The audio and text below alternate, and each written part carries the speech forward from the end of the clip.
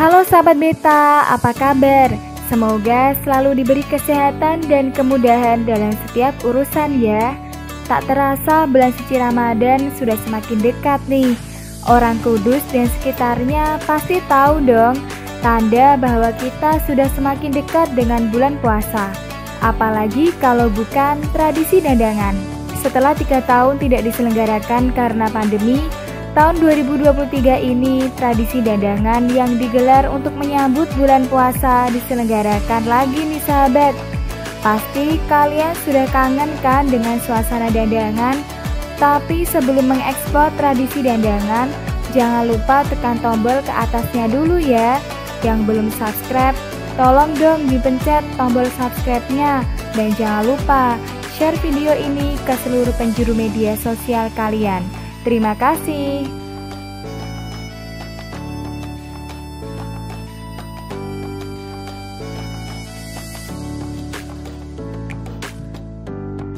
Halo sahabat Beta, kembali lagi dengan saya Skarwati. Kali ini saya akan mengajak sahabat Beta untuk mengeksplor lebih dalam lagi mengenai dandangan.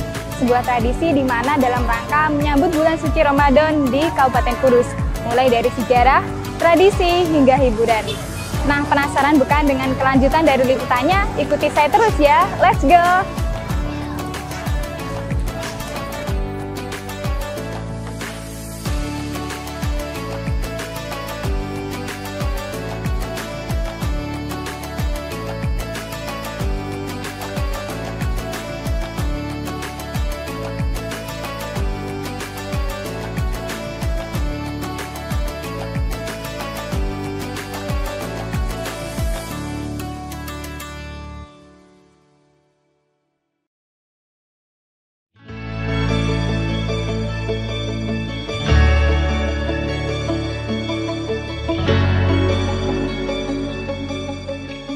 Seperti ingin menumpahkan dahaga kerinduan akan tradisi dandangan yang 3 tahun tak diselenggarakan. Ribuan masyarakat tumpah ruah di lokasi event tahunan ini. Laki-laki, perempuan, tua, muda, anak-anak berjubel memadati stand-stand pedagang dan wahana permainan. Padahal saya datang di hari kedua loh sahabat, tapi sudah ramai banget seperti ini. Event dandangan tahun ini telah dibuka pada hari Minggu 11 Februari. Bupati Kudus, Pak Hartopo membuka acara resmi tradisi dandangan di alun-alun Sepang 7. Nah, pada gelaran dandangan tahun ini, ada yang istimewa loh sahabat. Tradisi yang biasanya hanya digelar di Jalan Sunan Kudus, kali ini dipusatkan di alun-alun Sepang 7.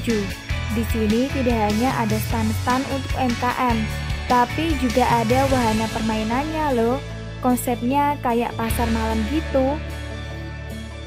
Meski ada pro kontra antara masyarakat terkait penggunaan alun-alun untuk tradisi dandangan karena dinilai bisa merusak rumput alun-alun, tapi Pemkab Kudus tetap memusatkan dandangan di lokasi ini. Kata Pak Hartopo, dipakainya alun-alun dalam tradisi dandangan untuk menyenangkan masyarakat yang telah rindu dengan tradisi ini karena 3 tahun tidak diselenggarakan. Bener juga sih, hehehe.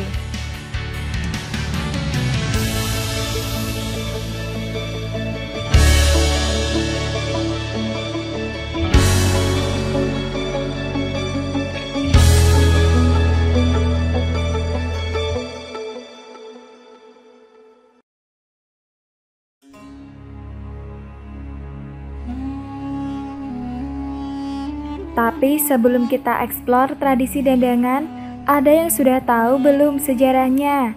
Tradisi dandangan telah ada sejak ratusan tahun silam loh sahabat. Wah, sudah lama banget ya. Tradisi ini dimulai pada zaman Sunan Kudus dulu. Berdasarkan literasi yang ada saat ini, dulu para santri berkumpul di depan menara untuk menunggu pengumuman awal Ramadan dari Sunan Kudus.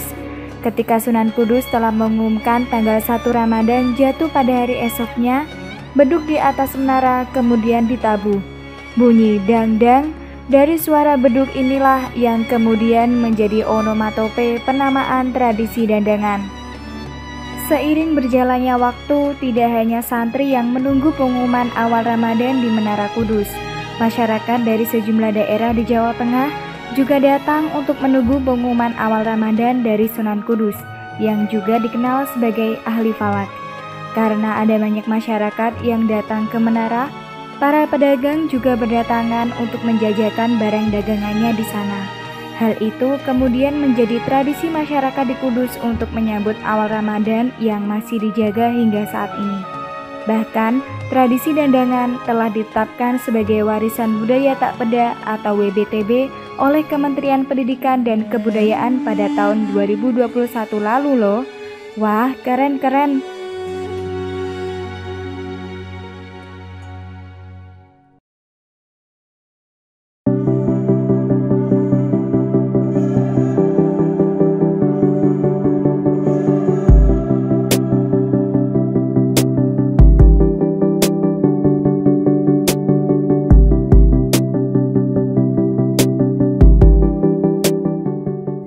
Sekarang saatnya kita eksplor dandangan. Menyusuri Jalan Sunan Kudus, sahabat akan menemukan banyak sekali pedagang yang menjual barang beraneka rupa. Ada makanan, minuman, pakaian, perhiasan, aksesoris, mainan, perabot rumah tangga, hewan peliharaan, dan banyak barang-barang lain yang kadang sulit dicari. Pada event dandangan kali ini, ada ratusan pelaku UMKM yang terlibat untuk menempati stand-stand yang disediakan. Bahkan jumlahnya lebih banyak dari dandangan sebelumnya di tahun 2019. Para pelaku UMKM ini telah mendaftar sejak bulan Februari lalu. Mereka membayar biaya Rp1.000.000 untuk setiap stand yang akan ditempati. Berdasarkan data dari Dinas Perdagangan Kudus, ada 620 UMKM yang menempati stand-stand. Dari jumlah tersebut, 75% merupakan pelaku industri kreatif dari Kudus dan sisanya dari daerah lain.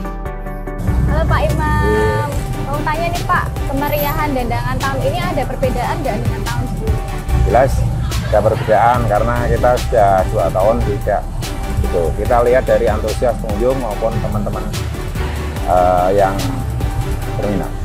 Tahun ini makin membludak ya Pak? Ya. Setelah pandemi COVID kemarin. Betul. Terus ini luas, ada beberapa stand di sini Pak? Oh, ada 620. 620 stand? Ya, yang kalau biasanya sekitar 380, sekarang ada 620. Yaitu di Jalan Menara, Ramelan, dan Simpang 7. Terus ini kan di alun-alun untuk yang pertama kali ya Pak? Itu ada konsep itu kenapa Pak? Kok harus ada di alun-alun sekarang nggak tahu ya? Pimpinan kami kepengen nyenengke rakyat. Pengen nyenengke rakyatnya ya Pak?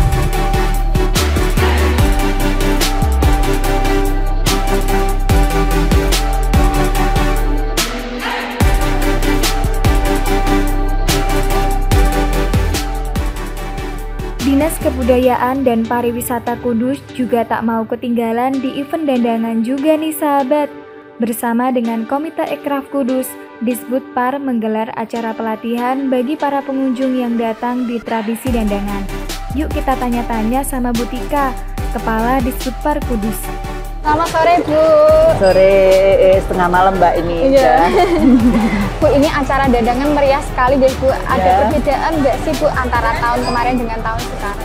Oh ada Mbak, jadi memang Pak Bupati sengaja membuat satu kebijakan bahwa dandangan tahun ini diperuntukkan atau diutamakan oleh kepada masyarakat Kudus ya, terutama masyarakat yang punya produk ekonomi kreatif dan UMKM ya, karena memang setelah 3 tahun Kudus ini kena pandemi ya, artinya masyarakat yang punya produk-produk UMKM dan ekonomi kreatif ini tidak bisa berjualan sehingga ekonomi mereka harus dibangkitkan lagi. Untuk di Budpar sendiri ada kegiatan khusus nggak Bu untuk dandangan kali ini Bu? Ya, Budpar sendiri mencoba ya untuk membuat sesuatu yang menghibur kepada masyarakat, tidak hanya melihat produk-produk UMKM dan ekonomi kreatif yang dijajakan oleh seluruh masyarakat, tapi bisa ketika lewat menara ya, di Taman Menara ini kita suguhkan berbagai kegiatan atraksi wisata. Harapan kita itu bisa memberikan nilai ekonomi atau tambahan kepada masyarakat di sekitar Taman Menara ini. Hari sudah mulai gelap nih sahabat. Yuk kita cus ke alun-alun Simpang 7 Kudus untuk melihat suasana dandangan di pusat kota.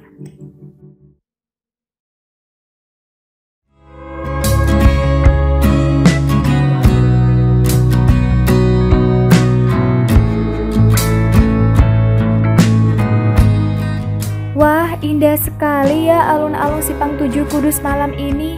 Stan-stan UMKM dan wahana permainan begitu gemerlap bermandikan cahaya. Suasananya juga sangat meriah dan ramai banget. Saya harus ikut berdesak-desakan untuk melihat berkeliling. Tak kalah lengkap dengan lokasi di Jalan Sunan Kudus, di Simpang 7 ini stan-stan yang tersedia juga menyediakan barang dagangan beraneka rupa. Ya namanya saja pasar malam ya kan. Pokoknya banyak banget deh, apa saja ada di sini.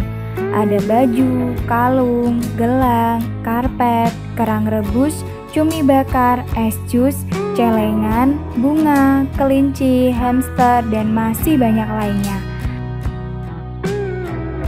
Nah, ada satu barang legendaris yang tidak pernah absen saat dandangan nih sahabat, gerabah mayong. Ada banyak penjual gerabah dari mayong yang selalu ada setiap event dandangan sejak zaman dulu loh. Gerabah yang dijual juga beraneka ragam. Ada celengan, mainan pasaran, mainan perabot dapur, vas bunga, dan lain-lain. Daripada penasaran, yuk kita lihat lebih dekat.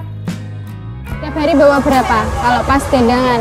Kalau pas dandangan bawanya 2000 butir. Setiap dandangan 2000 butir. Ini buat sendiri apa kulaan? Buat sendiri. Buat sendiri. Asalnya dari mana? Mayong. Kalau ikut dandangan ini sejak kapan? Sejak 2016. 2016 selalu wajib ke sini. Kalau dari tahun ke tahun ini peminatnya gimana, Mbak? Peminatnya ramai tahun ini karena 3 tahun yang lalu tidak ada dandangan. Sejauh ini udah habis berapa, Mbak? Sejak ini sudah tidak menghitung ya, Mbak? Tidak menghitung ya, Mbak? Udah ada ratusan ya, Mbak? Tapi saya penasaran nih dengan mainan Legend 1 ini, kapal otok-otok. Mainan ini juga selalu ada setiap kali dandangan digelar loh. Wah, langsung muter-muter ya. Iya. Kapal apa ini namanya? Kapal air. Kapal air. Iya. Kayak ceritanya kapal tentara gitu Iya. ya. Aslinya dari mana? Cirebon. Cirebon. Kalau di sini peminatnya gimana? Banyak. Banyak. Sukanya yang mana? Seringnya yang besar apa yang ukuran kecil? Yang besar. Oh, yang besar. Ini buat sendiri apa kulaan? Mas? Kulakan. Kulaan. Kulaannya di mana? Di Cirebon. Di Cirebon. Oh, ini aslinya buatnya di Cirebon Iya. semuanya. Selain sini nggak ada.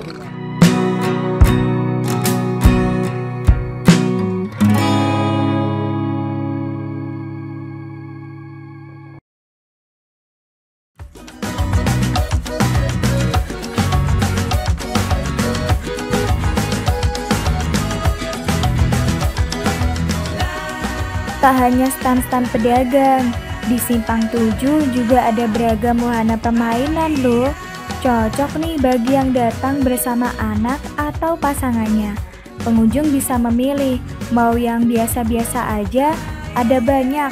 Mau yang ekstrim, ada juga.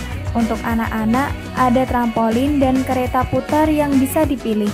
Untuk pengunjung yang lebih gede, ada kora-kora, ontang-anting, biang lala, dan sejumlah wahana lain.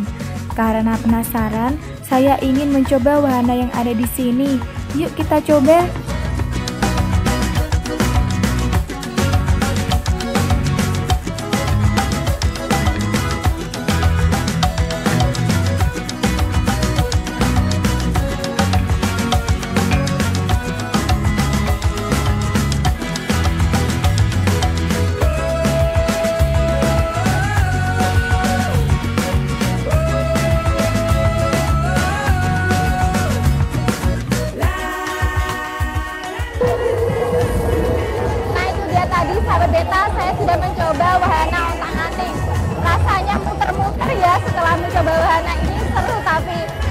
mencoba wahana lainnya? Selain wahana yang saya sebutkan tadi, ada juga loh wahana tong setan. Tahu kan wahana apa ini? Jadi ada 2 orang mengendarai motor di dalam tong besar. Duh, serem banget ya liatnya. Para pengunjung yang datang juga bisa kasih saweran loh. Masnya yang naik motor hebat betul bisa mengambil uang dari pengunjung. Mereka ini sudah terlatih dan profesional ya. Jadi jangan ditiru.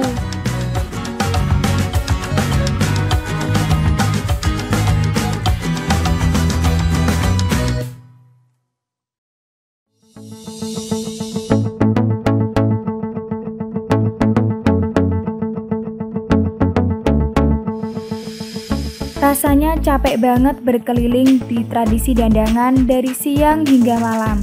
Semua sudah saya jelajahi, sudah mencoba wahana permainan, beli jajanan, dan beli oleh-oleh. Meski capek, tapi puas banget.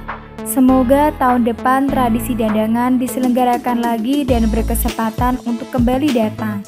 Saya pamit dulu ya sahabat, sampai jumpa di Beta Explore berikutnya. Dadah!